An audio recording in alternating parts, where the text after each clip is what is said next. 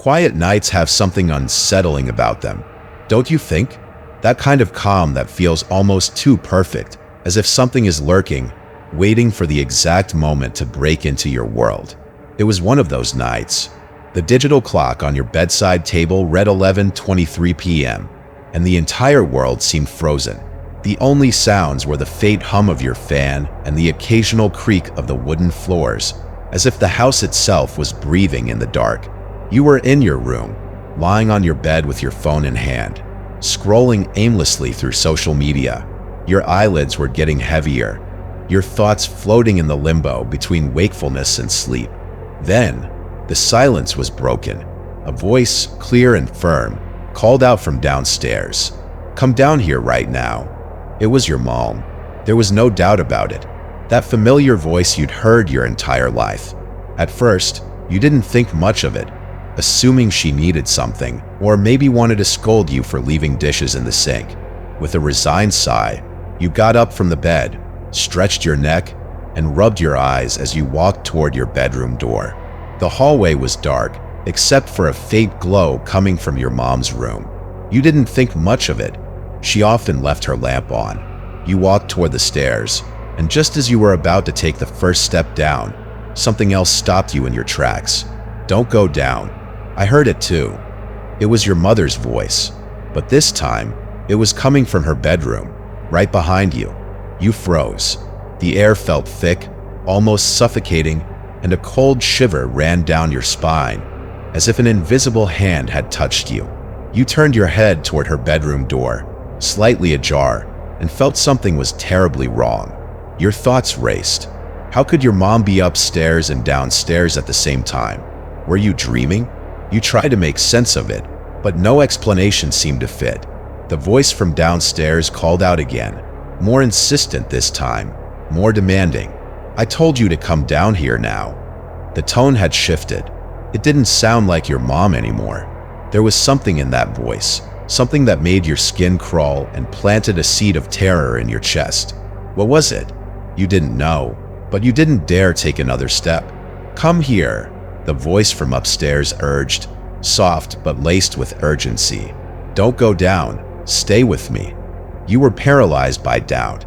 You were trapped between two opposing calls, between two versions of the person you thought you knew best.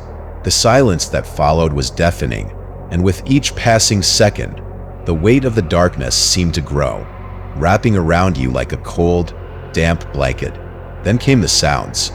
First, footsteps from downstairs. They weren't the quick, light steps of your mother.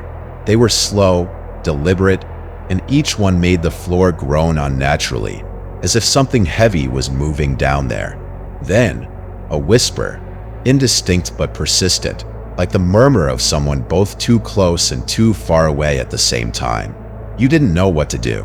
Run to the voice upstairs, the one that seemed to be warning you, or go down and face whoever, or whatever, was calling you so insistently. Every second that passed, the sense of dread grew, and panic began to take hold of you. Your hands trembled, and cold sweat covered your forehead.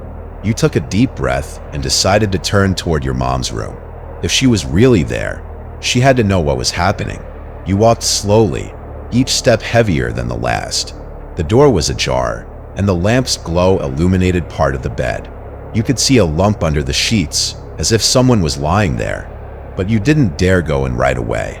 "Come closer," the voice inside called. It was still your mother's voice, but something was off.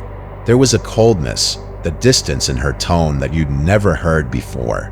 When you finally took the last step and pushed the door open, what you saw took your breath away. The bed was empty.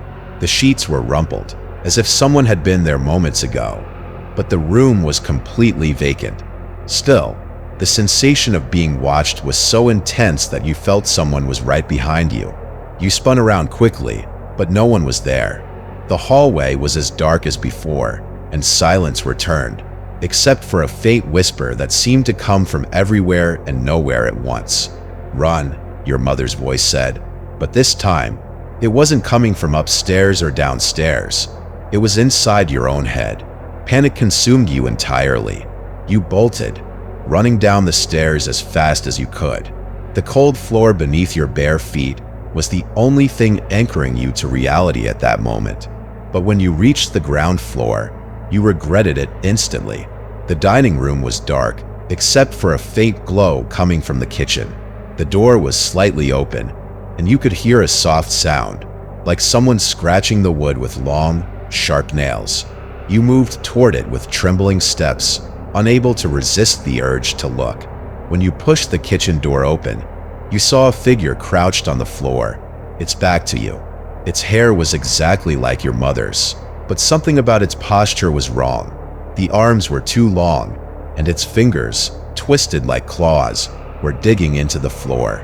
It turned its head toward you slowly, and what you saw made you scream from the deepest part of your soul. Its face was your mother's, but grotesquely distorted, with a smile stretched far too wide and eyes that were completely black and empty. You tried to step back, but your legs wouldn't obey. The figure rose abruptly, its movements unnatural, as if its joints didn't work properly. It took a step toward you, and the sound of its feet on the floor chilled you to the bone. "I told you not to come downstairs," it said, but its voice was no longer human. You don't know how, but you found the strength to run again, climbing the stairs as that thing chased you. You could feel its breath on your neck, the weight of its presence right behind you. You slammed the door to your room shut and locked it, praying that whatever it was couldn't get in. Silence returned, but you knew you weren't safe. That thing was still out there, waiting. If you enjoyed this story, don't forget to leave a like, subscribe to the channel, and drop a comment sharing what you would have done in this situation. Would you have stayed upstairs or gone downstairs?